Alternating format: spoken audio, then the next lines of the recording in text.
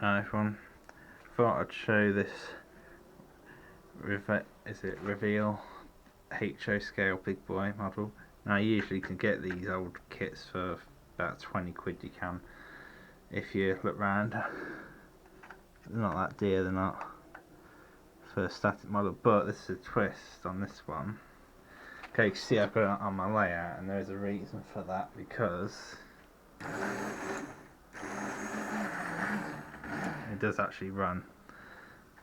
Now, what I did to get this running is I brought some old chassis off another sort of articulated locomotive.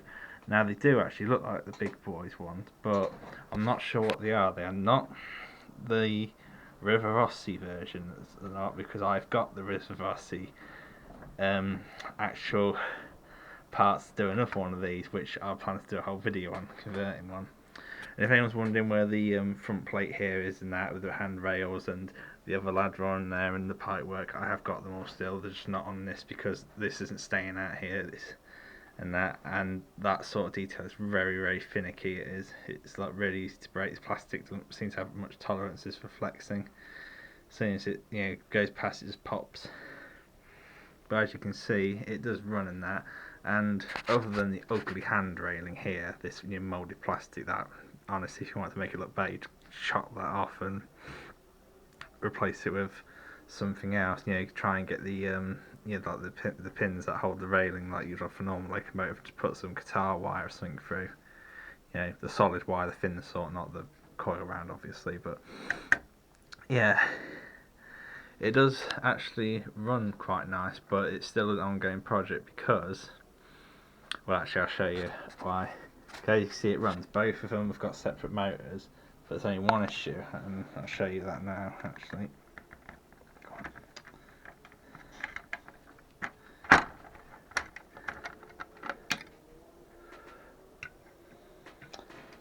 And you can see that's where the boiler and that was all modified to fit the chassis and that. You should be able to see that. Now, as you can see how I've done this, now these, I've got worm drives in that go for a load of gearing to gear them down, but you can see I've used motors where they've got quite long poles, and yeah, they actually work fine. They've got plenty of torque. They're also wired, if you look, so even if this motor for some reason doesn't get power, the front wheels will still turn, so you can sometimes get like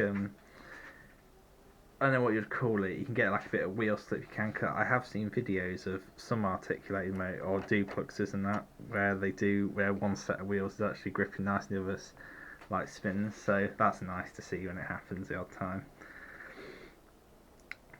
But one issue is these motors are way too big. They are massively oversized. Now your normal typical cam motors.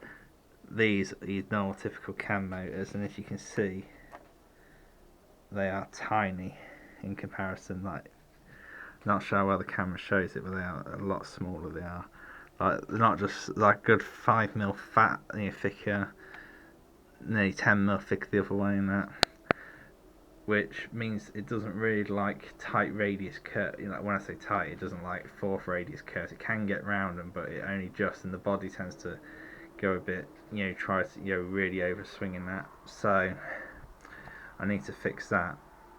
One way I can do it, obviously, one thing I could try is moving these motors on the outside of here, and have this more near the funnel on the front, and this one more near where the firebox would be on the train, hidden in that part of the model, and see if that helped with turning corners and that.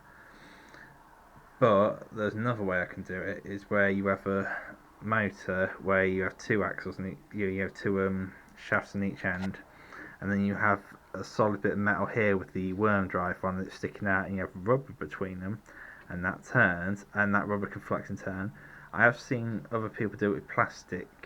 Some models do it where they have like a pin thing with two protruding ends, and they have a like a rod with slots in. They do, so they can, so it can move in and out when it turns and articulates, like the diesels and that tend to have nowadays. When they have both bogies powered.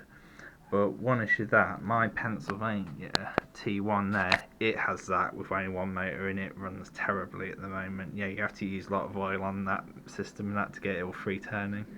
And that I'm going to convert and put another motor in the front, I am, which I'll have to get around to doing a video on that when I've got time.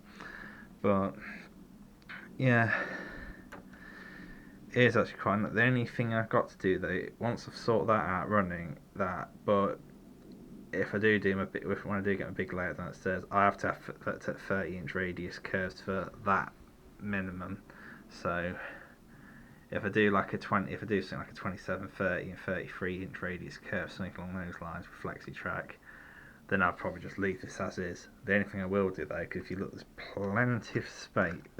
If you look where the body would go on, there is a massive amount of space up here and here. I was thinking of putting like a 22mm copper pipe filled with lead, molten, melt it all down in the front and some in the back too, and hopefully get the weight up, because it's not too light at the minute. I think it's 350 grams, which isn't really light, but I would like it to be heavier. I would love for this thing to be about a kilo. It would weigh about a good kilo, because that would help with the pulling. And the tender wants a bit of weight in, and this still wants gluing, but like I said, I'm not doing that till this thing's running, like a well-oiled machine, before I start doing permanent fixtures and that and everything. Before I start gluing anything on that together, because once it's glued, it'd be an absolute nightmare to get apart. But I will do another video. I will try and get another video done where I convert, when you do like step by step what I do to convert one of these, because it depends where you live. If you get a proper big boy for only like 100 quid or something, I'd do that, gets easier. But this, I think this one cost, I'm not sure if it cost, including the motors and that, because I paid a bit for the motors and that, and I pay a card to get these from a foreign country, these bogies and that, to get import charges. I think this model, including the kit, the motors and everything, was just under £50, and the other one where I got the parts from in this country, so I didn't have to get hit with all the tariffs and all that,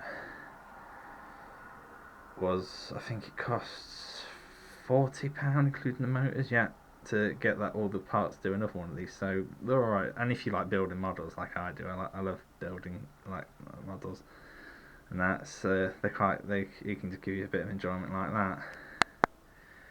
But yeah, I don't say that this isn't as good as the Revell one. If you get one of them, I think they're better. But it's just a nice bit of fun to look about with.